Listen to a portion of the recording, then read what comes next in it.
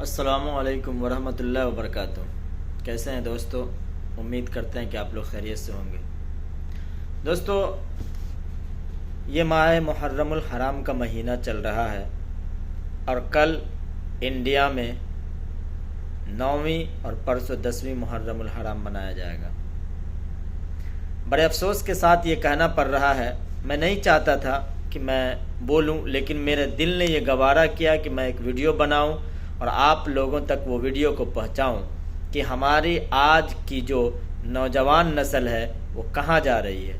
اور مجھے نوجوان نسل سے زیادہ ان سے بڑے، یعنی جو 30 سال سے زیادہ کے لوگ ہیں، جو 40 سال کے لوگ ہیں، جو 35 سال کے ہیں، جو 50 کے ہیں، جو 60 کے ہیں، ان پہ بڑی تعجب ہوتی ہے، ان پہ بڑا افسوس ہوتا ہے، کیونکہ 14 سال سے لے کر کے اور 20 سال کا جو عمر ہوتا ہے، وہ جو نوجوان کی جوانی ہوتی ہے، اس میں بہت ساری اچھی چیزیں انسان کو نہیں سمجھ میں آتی، بہت ساری ایسی چیزیں جو نہیں کرنا چاہیے تھا، لیکن وہ جوانی میں اس چیز کو نہیں سمجھ پاتے ہیں اور وہ نادانی سمجھیے یا ان کی جوانیت عروج پہ رہتی ہے، وہ اس جوانی کے عروج پہ وہ چیز کر گزرتے ہیں جو چیز نہیں کرنا چاہیے۔ میں مین مدعا پہ آتا ہوں کہ 9ویں محرم الحرام کو اور 10ویں محرم الحرام کو، یعنی یوم عاشورہ جسے ہم 10 محرم کہتے ہیں، انڈیا میں کیا ہوتا ہے۔ تعزیہ بنایا جاتا ہے، اس سے پہلے 9ویں کو چونکی بنایا جاتا ہے اور چونکی کا ملن ہوتا ہے۔ دوستو، کس طرح سے چونکی بنایا جاتا ہے، کس طرح سے ڈھول اور تاشا اس میں بجایا جاتا ہے، اور لوگ اپنے اپنے نئے نئے انداز میں اس کو کھیل دکھاتے ہیں اور اس کھیل کے نام کو کہتے ہیں کہ نیا نیا کلاکاری ہوتا ہے۔ بہت افسوس کے ساتھ ان تمام لوگوں کو شرم آنی چاہیے کہ جس نے محرم الحرام کے جیسے مہینے کی بے حرمتی کی۔ اس محرم الحرام کا مہینہ کا اتہاس کو اگر پڑھ لیا جائے، دیکھ لیا جائے، تو شاید ہم لوگ جو کرتے ہیں اپنے آپ سے گھن آنے لگے گا۔ میں یہ نہیں کہتا کہ میں اس میں شامل نہیں تھا، لیکن ایک عمر ہوتا ہے جب کوئی سمجھانے والا، جب کوئی بتانے والا آپ کو نہیں ہو تو آپ اس چیز میں ملوث ہوتے ہیں، گھل جاتے ہیں، مل جاتے ہیں۔ لیکن اللہ نے آپ کو عقل و شعور دیا ہے، جب جیسے جیسے آپ بڑے ہوتے ہیں، جیسے جیسے آپ کے اندر صلاحیت ہوتی ہے، آپ کو سمجھ آتی ہے، آپ کو اس چیز سے دور ہونا چاہیے۔ یہ اسلام میں ڈھول، تاشا، نگارے کی کہیں پر سے اجازت نہیں ہے۔ دوسری بات کہ قربان جائیے اس آقا انعامدار مدینے کے تاجدار مدنی کریم صلی اللہ علیہ وسلم پر، جن کے نواسہ کا اس دن قتل ہوا۔ کیا ہمارا باپ مر جائے گا تو ہم اس دن ڈھول اور تاشا بجائیں گے؟ کیا ہمارا بیٹا مر جائے گا تو ہم اس دن ڈھول اور تاشا بجائیں گے؟ بڑے افسوس کے ساتھ یہ کہنا پڑ رہا ہے کہ لوگ اس دن کو اس طرح سے خوشیاں مناتے ہیں، جبکہ غم منانے کا بھی حکم نہیں ہے۔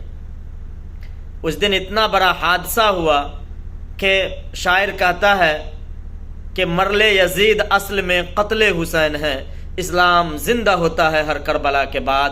وہ کربلا کا میدان، وہ کربلا کی یادیں، وہ کربلا کا اتہاس اگر آپ کو نہیں پتہ ہے تو آپ کو پڑھنا چاہیے، آپ کو جانکاری لینا چاہیے۔ لیکن آپ نے کیا سوچا؟ وہی یزید جو امام حسین کا سر کو قتل کر کے اپنے بھالا میں گھوپ کر چاروں طرف یا حسین کرتا تھا، لوگوں کو بتاتا تھا کہ اے لوگوں دیکھو میں نے حسین کا قتل کر دیا ہے، آؤ جشن مناؤ، اور اسی جشن میں وہ لوگ ڈوبے ہوئے تھے۔ آج وہی کام مسلمان کر رہا ہے۔ کتنے افسوس کی بات ہے۔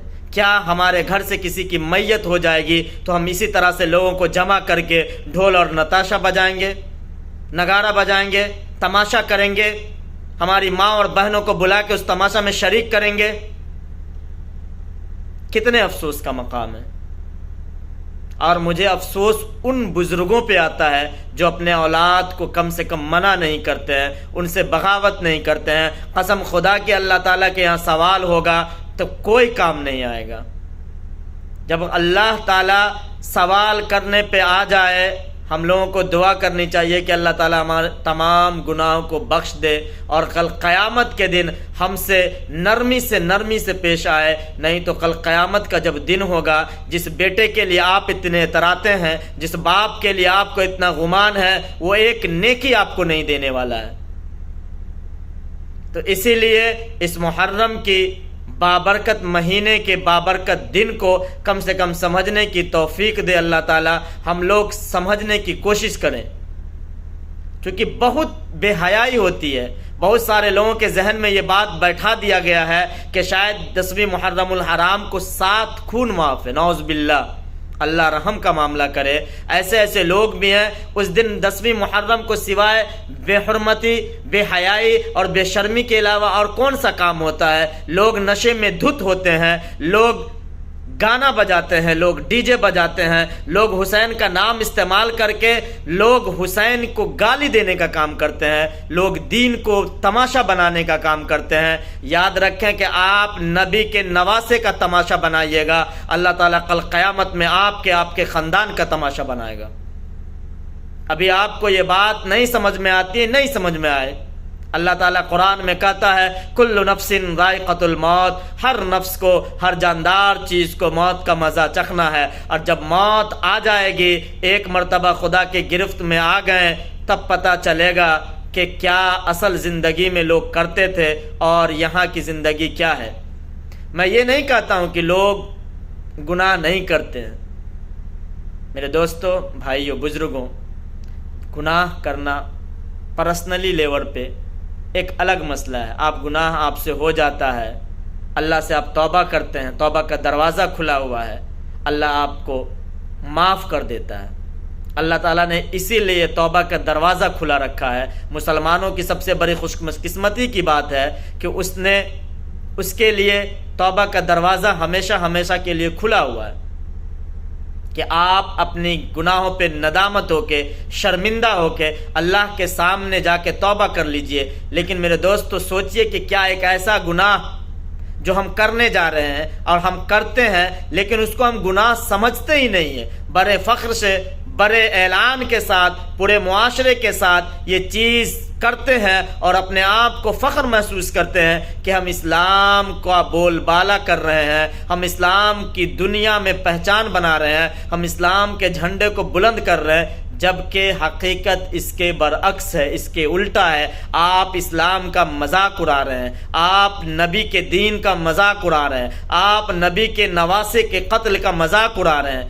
تو میرے دوستو ابھی بھی وقت ہے، سنبھل جائیے۔